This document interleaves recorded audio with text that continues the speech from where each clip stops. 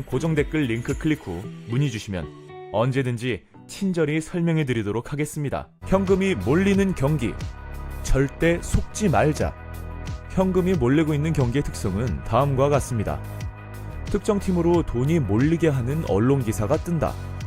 예를 들어 리버풀이 우리는 챔피언스 리그 결승전에 진출하였으니 리그 경기는 체력적인 안배를 가져가겠다는 등 이런 기사들인데, 해당 경기에 대한 동기부여나 선수 출전에 관한 언론 기사입니다.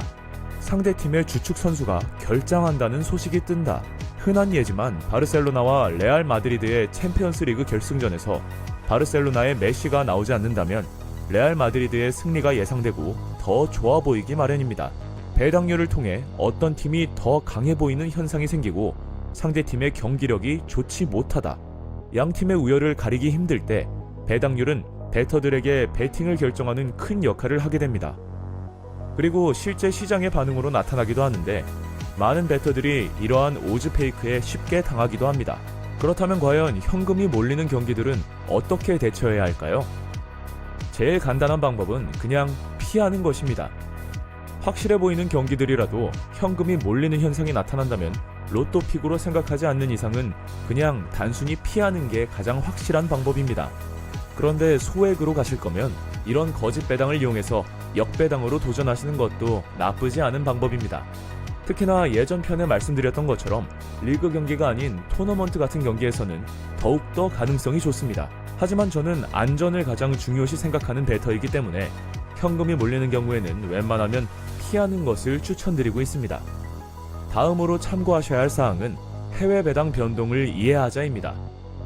베팅 업체에서 배당률을 설정하고 변경하는 사람을 오즈메이커라 합니다.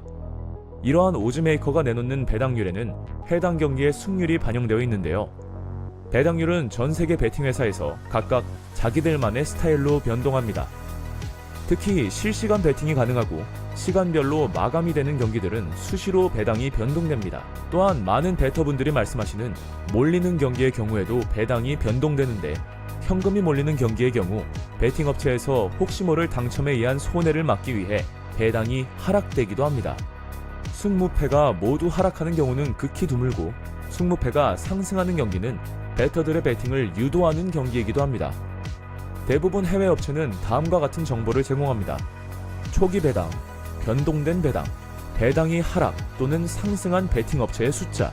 아래 사진을 통해 천천히 설명해 보도록 하겠습니다.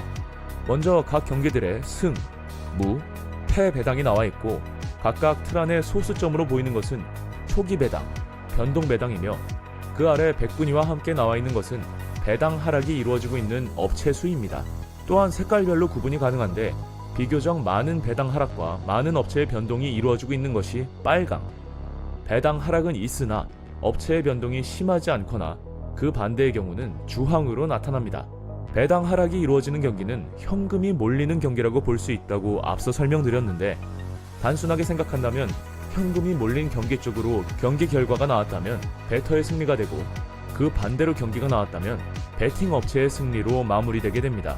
축구에는 승, 무, 패 세 가지 요소가 있고, 여러 가지 변수들 때문에 베팅 회사의 이익이 대부분 이루어지고 있습니다. 하지만 이 좁은 빈틈을 파고들어 적중시켜드리는 것이 저의 일이기 때문에 걱정하실 필요 없습니다. 마지막으로 기본적이지만 많은 분들이 잘 지키지 못하고 있는 베팅의 정석에 대해서 말씀드리겠습니다. 첫째로 원금을 지켜야 합니다. 늘 강조하는 말이지만 절대 원금을 잃어서는 안 됩니다. 기본적으로 총 자본의 20% 정도를 베팅하라는 건 다 그 이유가 있기 때문입니다. 통계적으로 베팅에서 3연패하는 일은 너무 쉽게 발생하고 있습니다. 만약 10만원의 자본금을 가지고 있다면 33,000원씩 3번 베팅하는 건 원금을 깨기 딱 좋은 베팅입니다. 앞서 말했듯 베팅에서 3연패는 너무 쉽게 일어나고 있습니다.